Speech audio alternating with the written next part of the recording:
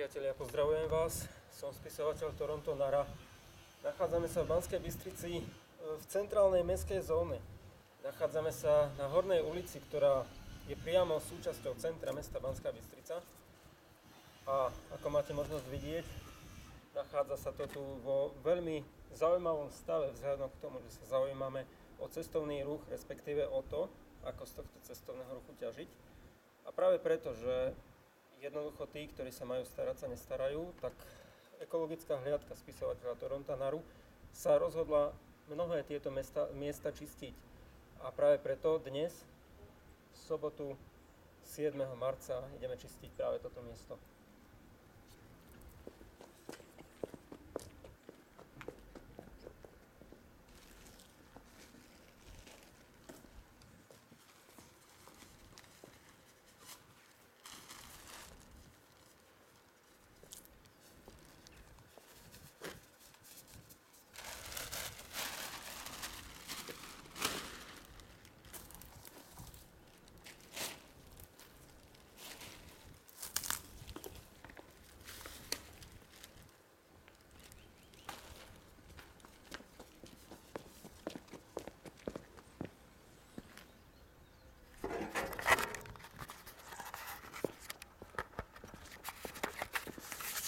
Ako máte možnosť vidieť, v centre Banskej Bystrice sa nachádzajú aj takéto miesta.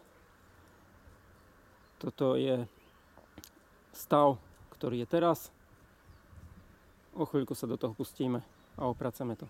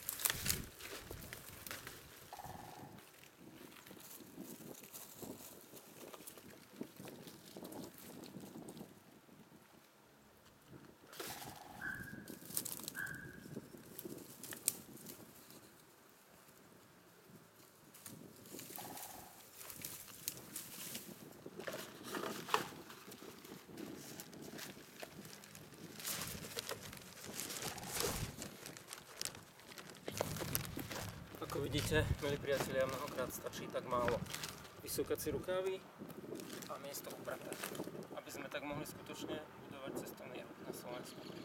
Pozdravuje vás spisovateľ Toronto Nara.